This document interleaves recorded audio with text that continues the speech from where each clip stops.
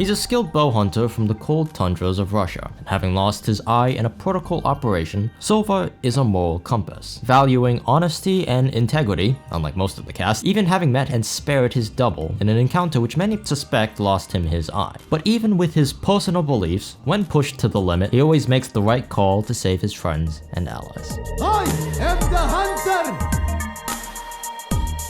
Sova is what's known as a scan initiator, with secondary properties in a post-plant situation. For the longest time, Sova has been considered one of, if not the best character of all time. And despite the game being out for nearly 2 years and being a starter character, Sova has remained basically untouched in his kit, with only slight alterations to his owl drone and the amount of damage his shock darts do. Now for the difficulty scale, Sova, despite being A or S+ in most people's tier list, is also the single hardest character to play. With most of his utility taking days and sometimes weeks to learn, Sova has the harshest learning curve out of any agent, since unlike Reyna or Jett, Sova doesn't really bring a lot to the table in terms of fragging potential. Sova's main impact in the game is gathering information, which at a lower elo doesn't really do much, since a lot of silver and gold players don't know how to take advantage of the information that Sova gets. And for his arrows and lineups and post-plant, well, let's just say it could take weeks if not months to master. As an info initiator, you are normally the first line of contact for an attack, since the objective is to clear out all the tiny little nooks and crannies that way your team could just bomb rush straight in without having to clear every single angle. Sova's main way of doing this is with his recon bolt, an arrow that, when it lands, scans up to 3 pulses, tagging opponents in its line of sight. Now, Sova's arrows have a few unique properties. First up, you could bounce them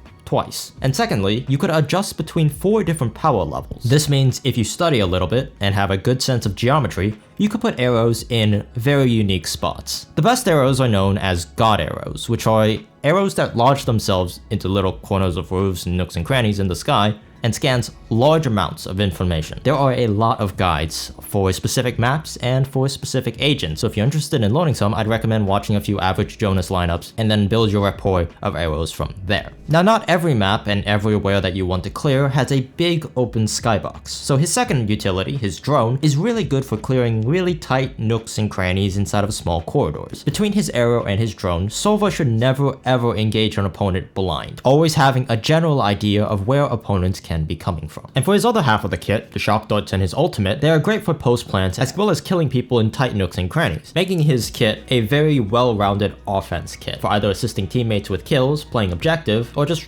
flat out getting them information. Now, in the beginning of the game, Sova was the only info initiator in the game, and that meant Sova was almost a mandatory pick on every map except Split, being one of the highest picked agents right next to Jett for the longest time in the meta. However, with new characters like Fade and KO being able to fill some of Sova's blind spots, maps that were small and had tight corridors, which didn't allow Sova to breathe, became Fade's, who is much more useful, especially on a map like Fracture, since retaking is super important, and it just happens to be that Fade is really good for retakes. Now, unlike games like Overwatch or traditional fighting games, the idea of a counter does not really exist. There's a few exceptions like KO, whose entire personality is to counter other agents, but for the most part, it tends to be more of a competing of characters in the same class, especially when you stop to consider there's a maximum of 5 slots, but a total of 7 character archetypes. By the way, the game classifies it as 4 archetypes, but in reality, it's more like 7, since there are 2 different kinds of initiators, 2 different kinds of controllers, and 2 different kinds of duelists. His biggest, and by far his most obvious competition, is Fade. Fade is basically a dumbed down version of Sova. Her eye is a Sova scan, which is very easy to throw, and she has 2 controllable dogs, which you can't see from the perspective of, but are just as useful for clearing tight little corridors. As well, with her C's, she pairs incredibly well with characters that have nades, and especially since Raze is now coming back into the meta, who has one of the strongest grenades in the game, running a Fade Raze is a very important pick for a lot of maps, which compared to Sova, who is the one who has the nade instead of is assisting it, it makes the dynamic a little bit more interesting. And in case if I haven't mentioned it, Fade has one of the best retakes ult in the entire game, giving away location, deafening, and doing some extra chip damage, which on some smaller maps completely blows Sova out of the water. His second piece of competition is KO. Now, KO does not have much in terms of scanning ability. His dagger does scan when it hits people, and it is an incredibly good piece of utility. However, that is all KO gets in terms of recon. However, what KO does bring to the table is his knife not only scans people, but when the knife catches someone, it disables them from using their abilities for a few seconds, which is a great counter to anyone who uses abilities, which is everyone. Not to mention his ult does the exact same thing, just in a much bigger radius, which can be used to shut down hits, post plans, retakes, the whole lot. The last person on Sova's hit list is going to be Skye, which may come as a surprise to some of you newer players because Skye is a flash initiator, not an info initiator. Having said that, her flashes have unique properties where if they blind someone, they make a different sound. So you could use your board as miniature recon bolts. And since there was a short period of time, known as the triple flash meta, where Skye was the single best character in the game, oftentimes people would just only run a Skye, which freed up a lot of the character slots, since effectively Skye could pull double duty. So to wrap all of this up, Sova's strengths is that he's an info initiator who does well on large maps that have a lot of room to breathe, which should make sense when you know that Breeze and Icebox are his two strongest maps, since Breeze's big and open skybox,